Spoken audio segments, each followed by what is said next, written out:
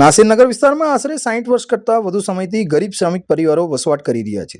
સુરત મહાનગરપાલિકાના north zone દ્વારા આ વસાહતને તમામ પ્રાથમિક સુવિધાઓ પૂરી પાડવામાં આવે છે અને નિયમિતપણે વહીવટી વેરા બિલ પણ ઉઘરાવવામાં આવે છે.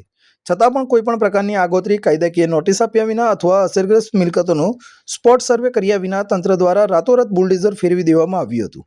આ કામગીરીમાં સુરત મહાનગરપાલિકાના રોડ વિભાગ અને સેન્ટ્રલ ઝોનના કાર્યપાલક ઇજનેર સુજલ પ્રજાપતિ, કાર્યપાલક ઇજનેર જયંત જીવનરામ રામજીવાલા તેમજ ડેપ્યુટી ઇજનેર અર્પણ પરમાર તેમજ જુનિયર ઇજનેર નરેશ ગલચર, મોનિક ગઢિયા અને જૈનિશ પટેલ સહિતનો ટેકનિકલ સ્ટાફ ચુસ્ત પોલીસ બંદોબસ્ત અને લેબર કોન્ટ્રાક્ટરના માણસો સાથે ત્રાટક્યો હતો.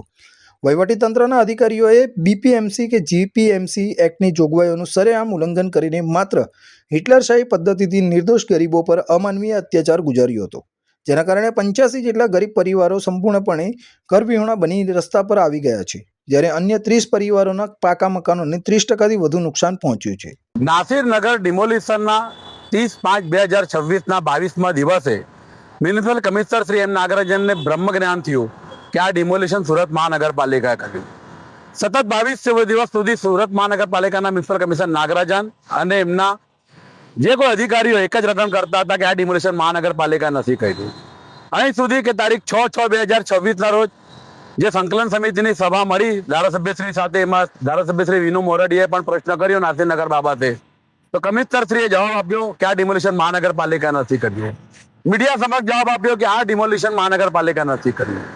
પરંતુ 20 તારીખના રોજ જે એમને જાહેર નિવેદન આપ્યું વિડીયો મારફત, એ સ્પષ્ટપણે દર્શાવે છે કે એ નિવેદન એ તપાસ કમિટીનું સૂચન નહીં, પરંતુ ગાંધીનગર સ્થિત સચિવાલય એક અમલમનો આદેશ હોઈ શકે.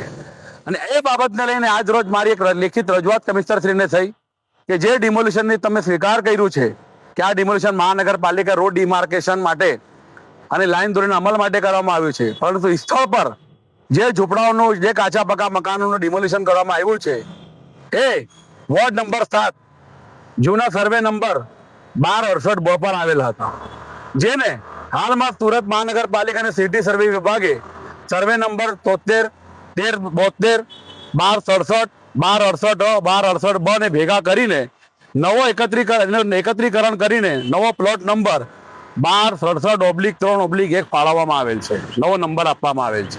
પૂર્વ કોર્પોરેટર અસલમ સાયકલવાલાએ કમિશનર એમ નાગરાજનને નામદાર ગુજરાત હાઈકોર્ટના આદેશોની આડમાં પોતાની જવાબદારીમાંથી ન છટકવા ચેતવણી આપી છે અને આક્રમક માંગણીઓ કરી છે.